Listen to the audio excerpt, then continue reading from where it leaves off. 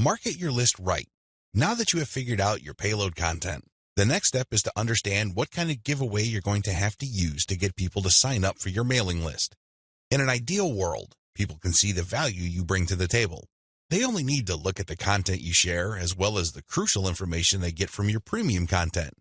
They see this premium content and they see what you're about, what you have to offer, and why it's such a good idea to sign up to your mailing list. Unfortunately, things don't work out that way. Even if you have the very best blog posts and articles on your website, people still need a push to sign up to your mailing list. This is where incentives come in. You're going to offer free, high-quality premium content, but you're going to repackage it in a way that people would appreciate. Maybe you put in a book. Maybe you come up with some sort of cheat sheet or resource sheet. Or perhaps you can strip it all down into a booklet or even convert it into software form. Whatever the case may be, this premium free giveaway content is going to act as an incentive for people to join your mailing list. They get a copy of whatever it is you are giving away for free in exchange for their email. I call this an ethical bribe. You're bribing people to sign up to your list. Normally, they wouldn't. Only a very few people would take the time and bother to sign up for your list, regardless of how awesome your blog posts and articles are. That's just the reality. Finding out what to use as an incentive. I hope you can see the logic behind giving away freebies so people can sign up to your mailing list. People need a push. People need some sort of extra sweetener to get the deal going. They need something extra to get them off the fence and onto your mailing list. Now, the next step is to figure out what kind of incentive to give away so people would join your mailing list. The good news is, you don't have to start from scratch. You don't have to take wild guesses. You don't have to take shots in the dark. When you pay attention to your top-performing original content, you should have all of the information you need to come up with a compelling incentive. For example, if you run a gardening blog and you notice that a lot of people click on share and otherwise engage with your content on tomatoes, it's probably a good idea to come up with a free giveaway book on how to build your own inexpensive tomato greenhouse. You see how this works? Pay attention to your best-performing original content. Look at the questions they answer and look at the questions they fail to answer. This way, you can use your popular content as a launching area for your incentive content. You let your readers know that if they need more information, and they will because the content that they're enjoying are missing certain items, they should click on this link. That link, of course, is your squeeze page. The squeeze page advertises your giveaway and lists out the reasons why people would want to download that giveaway. It's pretty straightforward. You're just offering premium content that your other freely available content is already pointing to. They're pointing to that content because they don't contain that material. They do a good job of building credibility and authority. They do a great job adding value to the lives of your readers, but it's also obvious that there are certain parts that are missing. For those extra materials, they have to sign up. It's absolutely free. It doesn't cost them a dime, but they need to sign up to your mailing list. This is how you set up your mailing list. It has to be closely tied to your premium content. Coming up with incentives or freebies that look like they came out of left field because they're unrelated to whatever it is you're currently doing is not a good idea. Chances are quite good that you're going to fail. When you come up with incentive content that is directly related to the materials you're already sharing, you create a feeling of value. There's also a feeling of exclusivity. After people have seen your content and have become aware of what you are and what your brand is about, you let them in on a special premium. This is a special deal that other people who haven't accessed your brand have no idea about. Position all your original content to push your mailing list first. To play up the value of your incentive content, you first have to promote the value of the mailing list. I know this sounds counterintuitive, but if you think about it, it makes all the sense in the world because, in reality, it's the mailing list they're signing up for. The freebie that you're giving away is just a bribe. It's intended to get people to enter their email address and nothing more.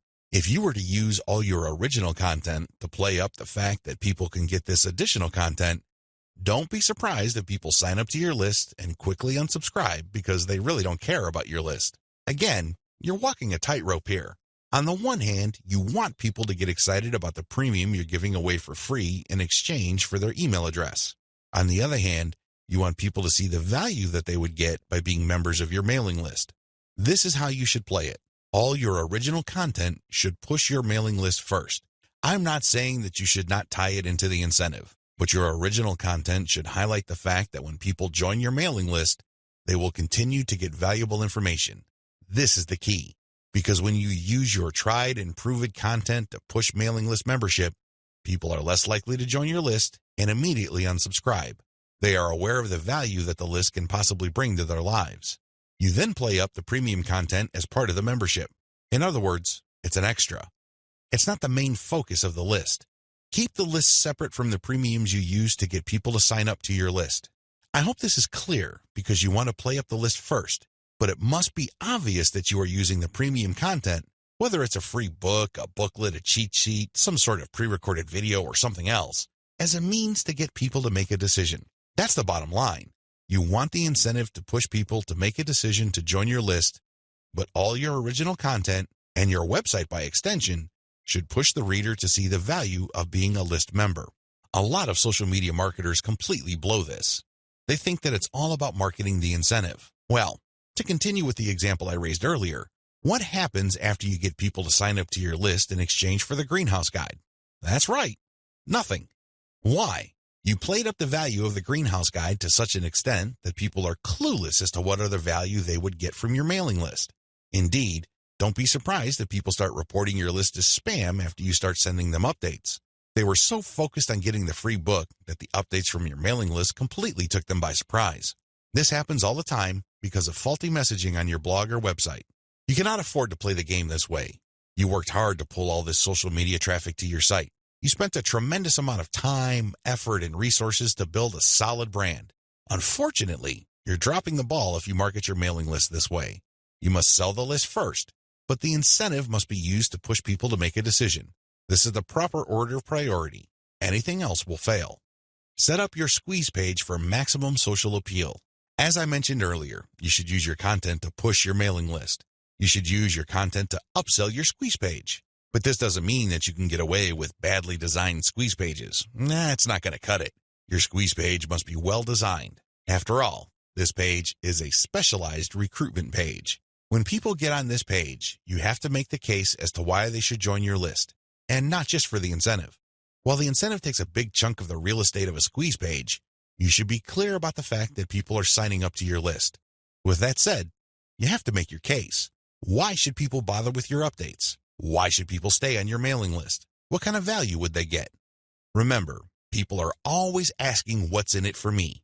Your squeeze page must answer that question effectively, clearly, and powerfully. Your squeeze page must be well designed enough to be able to make that connection, while at the same time, it must be easy to market on social media. Maybe you should have a graphic on your squeeze page that can be easily posted on Pinterest. Maybe you should have a video on your squeeze page that can be easily shared on YouTube. There are many ways you can go with this. What's crucial is that your squeeze page must be social media ready. At the same time, it should also do a good job of recruiting people. Set up the right confirmation page. When people join your list, thank them and make them feel welcome. You also have to clue them in regarding the content they should expect to receive. Make them feel that they just did the right thing. Make them feel that they solved a major problem. Not only do they get access to the digital freebie you're giving away, but they're also going to be receiving valuable information regarding a particular topic that they have problems with. This is how you sell the list. Simply hyping up and over-promoting the premium is not going to help you convert social media traffic into cash. That's just not going to happen. You have to sell the list. You have to build trust in the list.